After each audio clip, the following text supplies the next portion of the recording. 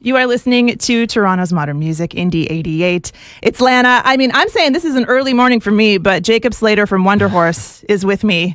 Yeah. If it's early for me, it's got to be early for you after Lee's Palace last night. It is a little early. But that's okay. It's okay. We're making it work. How you feeling today? Good, yeah. yeah. A little rough around the edges, but good, yeah. How was last night? It was a lot of fun, man. We always, we really like playing in Canada. Last night was great. Night before in Montreal. Just really great crowds. Yeah, we'll definitely be back. Sure. Love that. I know the show was supposed to be at a really small venue called the Garrison. It got bumped up right away to Lee's. Sold it out. Yeah. We were stoked on that. You know, we didn't expect it. Expect it. So yeah. What I didn't expect, one thing I noticed is there were many generations in the crowd. Yeah. It was like 19 to 65 and everyone in between. Yeah. Is that normal for you to have a really multi-generational crowd? I think.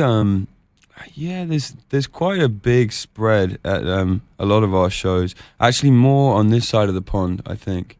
Is I think I notice it more, which is a good thing. You know, it's nice to see a wide range of ages there. You know.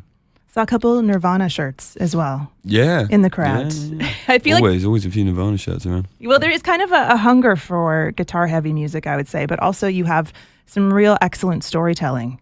Which yeah, true. I look at your contemporaries, like Fontaine's, Sam Fender. There's a lot of, I guess, that kind of vibe coming out in your part of the world. I wanted to ask about your kind of community and your personal scene. What's that like? You mean the kind of the other musicians I'm friends with, or kind of? Yeah, it's just like when you because this project started as a solo project. Yeah. I know you have a punk past. Well, sort of, yeah. I guess I was more involved in a sort of, I guess you could call it a scene, when I was in my sort of late teenage years in sort of South London. There are a few bands around. That's where I cut my teeth. And then recently, I mean, I moved away from London, so I'm a little bit out of that loop. But we've been lucky enough to tour with some different artists who I've kind of kept in touch with and have a good relationship with, which is always good to kind of bounce ideas off each other and stuff. So yeah. But I'm maybe a bit more of a hermit these days than I used to be. Fair enough. Yeah. I know that the project started off solo, but for Midas, did you not write kind of as you were in the studio all together? Yeah. I kind of we had a couple of ideas going into the studio. Most of them didn't stick, actually. It was only a couple that actually worked out, and then the rest of the record we just wrote in there. There was kind of a strange like alchemy to it. So I'd kind of like come up with the bones of a song, like a few chords and some, maybe like a melody or like a verse, and then everyone else would kind of build the song around it. And that's the first time we've really worked like that. So it was it was uncharted territory, which is exciting. You know, I think that's, every time you do something new, it's kind of nice to be somewhere where you know your feet are just off the bottom. You know, you're slightly uncomfortable. Which is, so that was good. Hopefully we can find a new version of that for the next record as well. I was curious about your studio because you were genuinely in the middle of nowhere in Minnesota. Yeah. But there's a lot of lore, which I realized, where I was like, why would they want to go there? And I was like, okay, PJ Harvey, like In Utero was recorded there. Yeah. Was it for the production, the producer, the bones of the studio, or was there some lore that had been part of the equation? Well, we actually... we left the decision on what studio we were going to use in the hands of Craig, the producer, because we'd spoken about what kind of sound we wanted and what studio, we wanted to be in. But he's had so many years experience making, loads of different kinds of records, and we've only been in sort of 2 or 3 studios between us, and he's been in 30, 40, 50. So we said, this is the kind of record that we want to make. This is the sound we're going for. And he said, okay, well, let me have a think. And that was at the top of the list. And we thought, well, that'd be nice, but it'd also be nice to like go to the moon. So we didn't think it was going to happen. But the label, so credit to them, kind of came through and made it work. But I think it was mainly for the sound. The sound of the room, like that huge drum sound. I think that's kind of what the studio is famous for.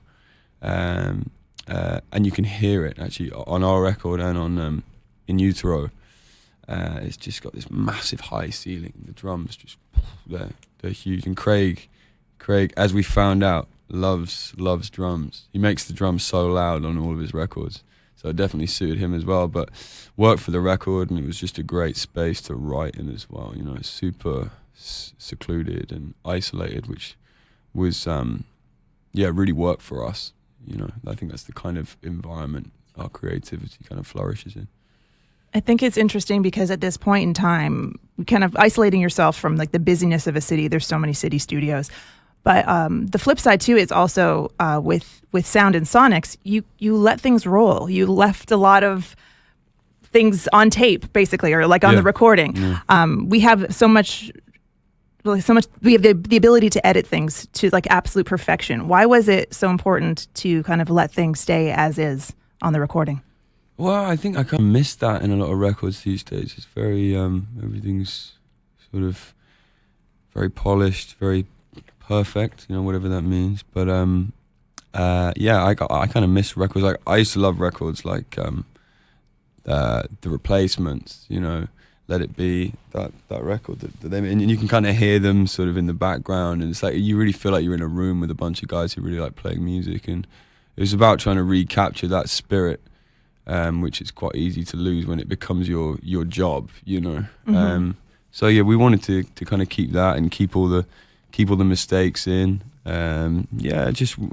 We wanted basically the record to sound like you're in the room with us, rather than it's sort of distant. You know, I feel like it's cool when records have a sort of really high end sort of sound, but I don't feel as connected to it. It feels like the distance between me and the artist is bigger. Mm-hmm.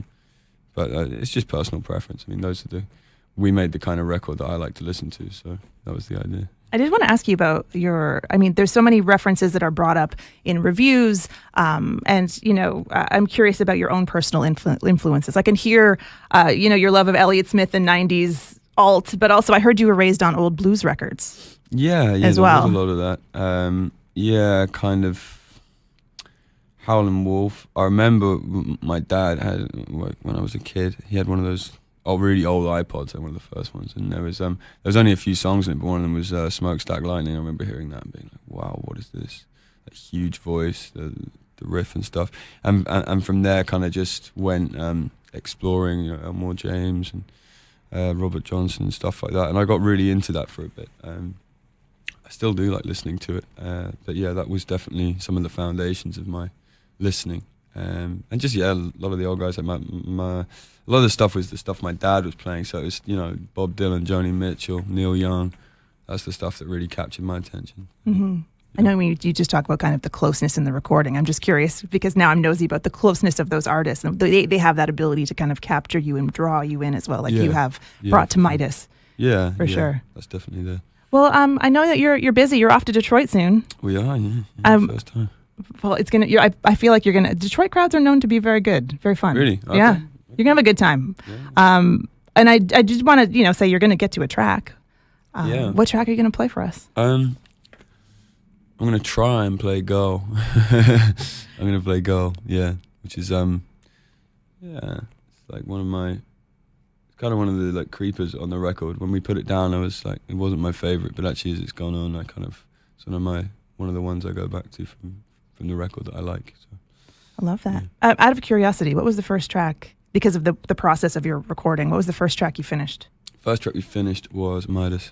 Oh, so it kind of set the tone. Yeah, I guess it's kind of why we put it first and why we named the album like that, because it's once we had that was like, oh, okay, this is the blueprint. Because up to that point, in terms of this sort of the sonics of what the record was going to be, we didn't quite know yet. But when we heard that, we were like, okay, this is it. This is the blueprint. Love it. All right, well, we're going to let you take over. And thank you so much again for taking the time. We appreciate it. Thanks for having me. And, of course, for coming in to play a tune for us. Yeah, no stress, no stress.